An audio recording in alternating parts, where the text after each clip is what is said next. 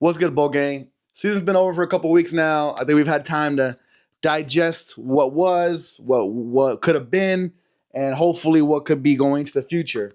Now, I think what happens is the first week or so after that tough fucking playoff loss, everyone's losing their shit. But in reality, I think we've had enough time to kind of digest everything, kind of put it all together. On that note, let's go into the 2024 season. Chargers came in at 5-12 on the 2023 season. A lot of fun, the Staley and Coupon Tom era. A lot can be said. A lot still has to be said, to be honest. There was just a little bit of hope, in the first year and a half, and just the way things crumbled, just the stories that still come out with whether it's fucking Dayon's birthday. There's still a lot to be said, and I can't wait to hopefully hear more about what really did happen. It just sounded like Staley cutting, his pride both was the best of them and the worst of them, if that makes sense. He really stuck true to his guns, and that was what made him good for a little bit, but also just fucking downfall. Didn't want to change, and looks like they don't want to take blame, but who knows? Again, we'll kind of have to wait and see as hopefully more players kind of come out and just sneak things into the media, but we'll never know. That was an interesting time, and with the loss of the Raiders, 63-21. To be honest, by halftime, I was like, just fucking run the score up. Just get this thing going, because it really did feel like, all right, man, like we need a wake-up call. The organization needs a wake-up call. We need to get hate to say it, but we need to get an adult in the room. And which leads me to my next point. We had Tom Telesco, the GM of the Chargers, previous GM, had him for about 10 years. Multiple head coaches, whether it was McCoy, Lynn, Staley. You get the point. Move on from him, move on from Brandon Staley. And then we brought an adult into the room, a real culture leader, and someone who just comes in and says, "Look, we're here to play ball. We're not gonna get our egos get ahead of us. We're here to play ball. Good culture, good organization. Do what we got to do to win, which is what we need for the longest. I think for the longest we were kind of falling in love with, but this guy can do this and this guy can't do that. In reality, it's more about what can the football team do, and goddamn. Harbaugh fucking did it. So get rid of Staley, get rid of Tom Telesco, and so we bring in Harbaugh, bring in Joe Hortiz of the Ravens, and it seems like a perfect fit. Now it's only been 1 year, but I think what really kind of summarized the organization and specifically Hortiz and Harbaugh was when Harbaugh said, "During the season, I'm Batman, he's Robin. In the off season, he's Batman, I'm Robin." And just that kind of coordination, no egos. Hey, we know what our roles are. We know what our strengths are. I'm gonna help you, you help me. Because that's kind of what football is, right? So Harbaugh comes in, changes the whole fucking locker room, changes the whole organization. All you hear is from the equipment staff to the cooking staff to the players, coaches. It's just the absolute culture change in 1 year, which is not easy. It's not easy to have the burdens and the memories of what happened years and years and years and years ago, and just all of a sudden out of nowhere, forget about it. Hey, we're moving on. And that's what Harbaugh does, right? He comes in fucking year one, whether it was San Diego State, Stanford, Niners, Michigan, just the complete culture shift, which is essentially what you need, right? At the end of the day, you can have all the best players. We could point out teams who have all the best players in the league and they just couldn't do it. Why? They just didn't have that culture set, right? So, and now that the season's over and it's been a couple of weeks, I think we can agree. Did we have an easy schedule or easier schedule? Probably. Yeah, some of the teams we played. But did we over exceed what we should have been? I mean, everyone came into the season, they saw our schedule. Everyone said, realistically, we're at what? A 6, a 7-win team, maybe an 8, maybe a 9, and we went fucking 11-6. Which, first of all, hats off to the coaches, hats off to the team. And I will say this, though. This may be in the later segment, but although we went 11-6, I could totally see us winning less games next year, but still being a better fucking team. Just because of the teams we're playing, we got a fucking gauntlet, but we can get into that at a later time. And so coming into the season, what they saw from last year with the cap space issues, they had the balls to be like, you know what? Let's just gut the fucking roster. And that's what they did. From Keenan to Mike to, you can go on and on, right? So Harbaugh and Hortiz, after gutting the roster, fixing the cap space, now we got to fill a team because we got fucking nobody.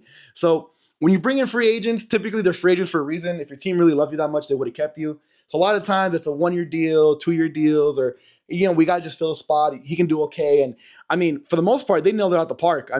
Whether it was because of the culture change, whether it's because these guys were just underused in their or under maximized in their previous locations, but the people that they brought in, I mean, Puna Ford, Tierra Tart, Elijah Molden, Christian Fulton, Troy Dye, Denzel, and again, a lot of these guys are previous veterans or still on a rookie deal, and these guys were either 7th-round picks or just free agents for a reason, and came in, nailed out the park, specifically like Puna Ford, Tierra Tart. I mean, all those guys actually, they all did what they had to do.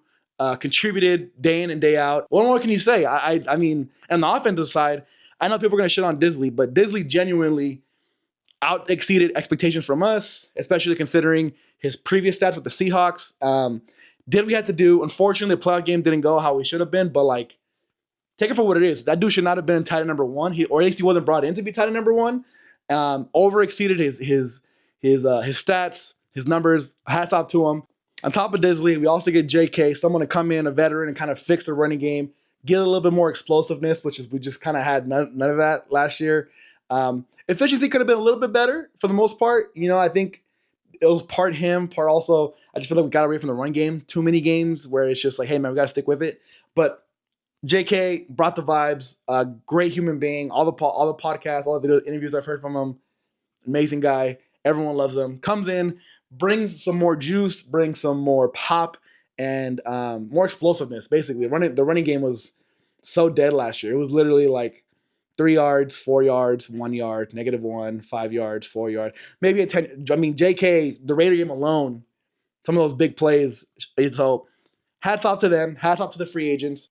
And of those free agents, he's not a player, but we got to give a shout out to Jesse Minter. I mean, what can you say? He's like obviously a coach. He's not a player, but for him to come in what was literally bottom fucking 2-3 defense from a defensive specialist coach, comes in with a gutted roster. And not only that, he's using a lot of free agents, a lot of rookies. And then not only that, just the amount of injuries we had in his vicinity with the secondary and the amount of people he would bring in, and you're like, fuck, we're rolling with this dude. And somehow it fucking works. I mean, Eli Apple, May. When we had so many guys, Tony Jefferson would come in here and there, and a lot of these guys were here for like 5-6 days, maybe a week. And next thing you know, they come in and they play pretty fucking well, all things considered. So shout out Jesse Minter. Genuinely hope. I mean, I know he wants a head coaching job and he deserves it. If you could just stay for like 3 years, I think a lot of us wouldn't mind. Just pay, Hortiz or fucking Spanos, give him a little extra, kind of keep him around. Let him learn from Harbaugh. Hey, what if we go on a fucking run? Harbaugh stays for 10 years, and then Minter becomes the next head coach. But I digress. So we get our free agents, then comes the draft. And everyone's saying, oh, we should go for this. I mean, I feel like ever since Phil, all we ever heard was, how do we help Phil? And then we get to Herbert. How do we help Herbert? Everyone wants a receiver. Keenan's gone. Mike's gone. Our best receiver is fucking Josh Palmer. And this and that. We have no tight ends. We have no run. And what does Harbaugh do? Fucking hard-ass line and goes, well, we want our line to be a fist. And what's a fist? 1, 2, 3, 4, 5. And, I'll punch him in the mouth. And, of course, drafts Joe Alt, big-ass motherfucker. 6'7", probably 3-something pounds. I mean, big boy. And nails it out the park. I mean, Joe Alt, it is what it is. Like, you look at him stand up in that video of him standing up, and you go, yeah, that's a Pro Bowl lineman right there. White, middle of the country, just big as shit. Just stand there, dog. You don't have to do anything crazy. Just stand there and just get in the way of the defenders. And then now we're wondering, okay, we got to get a receiver. Somehow, fucking Lad McConkey falls to us. We trade up a little bit, but he pretty much falls to us for a fucking cheap deal. Lad, what can you say? Fucking 200 yards almost in a playoff game. Set the record with a touchdown. Could have had more. Justin would have fucking just nailed it a little better, but besides the point. Lad McConkey, what can you say?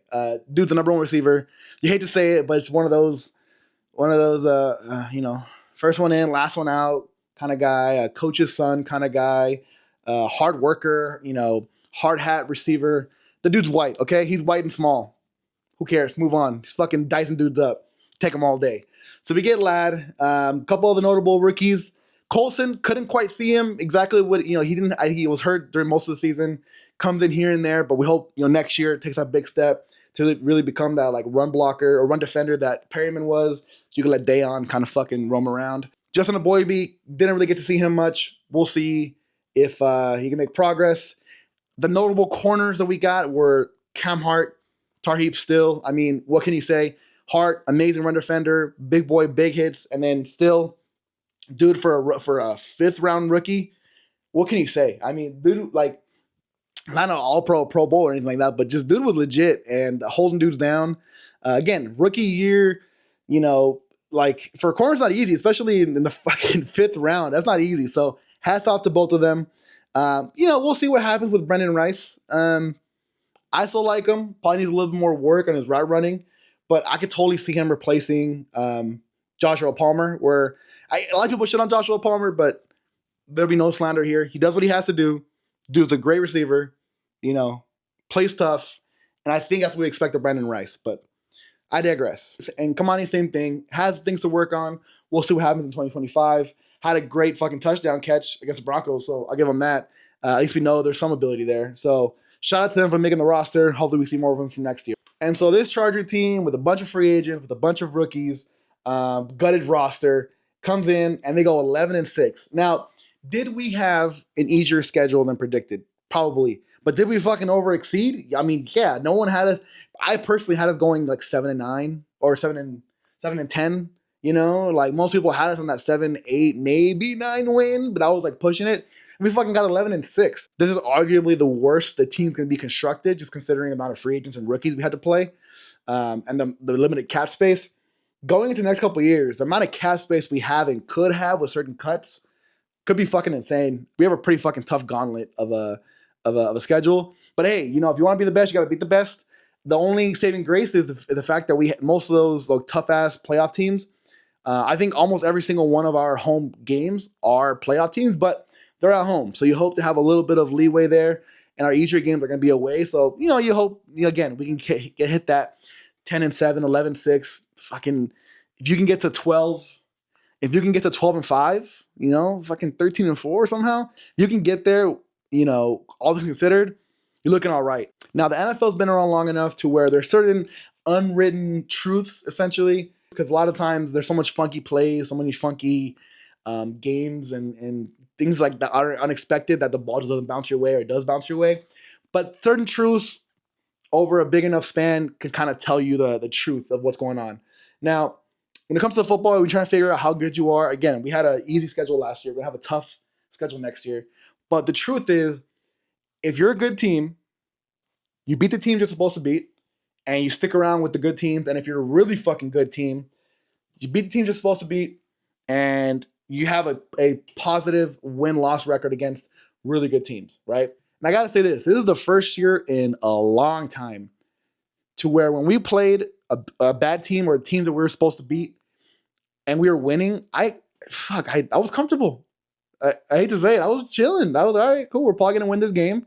We got 12 minutes left. We got 6 minutes, whatever it is. And all right, yeah, cool. And I mean, it's crazy to say. It fucking sucks. But the fact that like we're actually comfortable winning and I'm not stressing out. I mean, I've been a season ticket holder since 2018, fan since forever. But even that 2018 year when we went 12-4, that year was fucking stressful. I mean, we had wins, but it was a lot of those like, oh fuck, we're coming down to the wire, and it bounced our way, right? But this year, like, Jen, a lot of those games were like, I was at the stadium, you know, all right, cool, play the game, get to the third, fourth quarter, and like, all right, chilling, cool, we're probably gonna win this game. Not even that stressed out. Hats off to Harbaugh, man. Just the amount of confidence he brings to the organization and the fans. And so to finish this video, there's a couple of like storylines that kind of need to be addressed that were from the 2024 season. One, Quinn Johnston. Just look, yeah, does he still need work? Did he need work? Does he still need work? Yes. No doubt about it. But the fact that, I mean, the amount of criticism dude had from fans, from fucking, you know, NFL memes, just the amount of criticism, and the dude still came in, put his head down, got to work. The improvement from year 1 to year 2, hats off to him. We hope from 2 to 3 and 3 to 4 and just kind of keep that wave going. But hats off to him. Is he perfect? No. Does he still have things to do to fix? Yes. Could the coaching staff, even though they did a great job this year, could they do more things to help him out a little bit more? You know, just to kind of help him exceed more and give him better plays and routes that are kind of more meant to his play style. Yeah. But besides the point, hats off QJ. Shout out to improvement, man. I think a lot of fans really saw he easily could have put his head down and be like, look, I got the bag. I got paid. I can just fucking keep doing what I'm doing. And if you don't like it, fuck off. But dude went to work and worked on his game. Shout out to him. Second, Harbaugh taking care of the ball. Fucking 3 interceptions all season. And I mean, taking care of the ball, do what you have to do, run the game, take care of the ball, just play good defense, which is what led to the 11-6 season. So not that Harbaugh ever really had a interception or fumble problem, but the amount, I mean, just again, 3 interceptions in a season for a full season, it's pretty insane. So hats off to him. Shout out Jesse Minter. Defense, just the lack of explosive plays given up. With Staley, that was the issue last year where, you know, good defensive play, good defensive play, good defensive play. Oh, 40-yard fucking catcher. Oh, 30-yard run. Or just the amount of explosive plays was, I mean, insane. But Minter comes in and just, again, play good defense, do what you got to do, tighten up when you get into the red zone, and just don't give up the explosive plays. And he fucking did exactly what you're supposed to do. And on top of that, let DJ finally fucking be an all-pro again, put him up closer towards the line. Just, again, hats off to the defense, hats off to the players, hats off to Minter, the whole coaching staff. Those explosive plays, because it's not even just like yeah, okay, cool, they got a 30-yard. It's just the momentum you get from a big play, and that's what it felt like last year. It was like those beat downs, and you might be able to get 1, maybe 2, but it's like when it's over and over and over again, it's just an energy killer, and it showed this year. I mean, the defense was flying around, give up a big play, you know, hey, lock in, we're good, fucking stick with it. And it showed this year. So hats off to the defense, hats off to Minter. And the final talking point, Harbaugh, Hortiz, truly nailed it out the park in terms of the vibes coming in, the aura, the culture, the players, the coaching staff. And now the question is, 2024 was a success. What does 2025 bring us? What do they focus their attention on? Do they focus on the offense? Do they focus on the defense? And more specifically, do they focus on the run defense or the pass defense or run offense or run defense? You know, I think there's a lot to be said about the offense that does need help. Specifically, I just think we need more of a run game. We're getting there little by little, but I think they definitely address, you know, again, one of those unwritten truths of you win in the trenches. So I could totally see us. You get the run game going, you get the run defense going. They're important, not as important during the regular season, but in the playoffs, a run game, a run defense, and it goes to show you can watch at any point, you can watch any playoff game for the last 100 years. Run game, run defense. That'll easily be the storyline of any playoff game for the last 100 years. Run game, run defense. So I could totally see us focusing more on that, and maybe we get a receiver, maybe we get a tight end. People might be upset that we don't, but if we can just really nail in that D-line and O-line. Although D-line was good, O-line needed a little bit of work, but I could totally see us going D-line in the first 2 rounds, O-line in the first 3 rounds, as well as the free agency. People might not be happy, but in the long run, I think it'll definitely pay dividends. And yeah, that was the 2024 season. More ups and downs, which was a huge improvement compared to the 2024. Just as a fan, I could tell you that. Just the amount of like calmness and happiness, much appreciated. Definitely made going to games a lot easier. The next couple of videos, we're going to be talking about offensive weapons, defensive weapons, players to look out for, whether it's free agents or rookies. It'll be exciting. So again, Bull Gang, appreciate it. If you like this video, the whole fucking thing, like, subscribe, do what you got to do.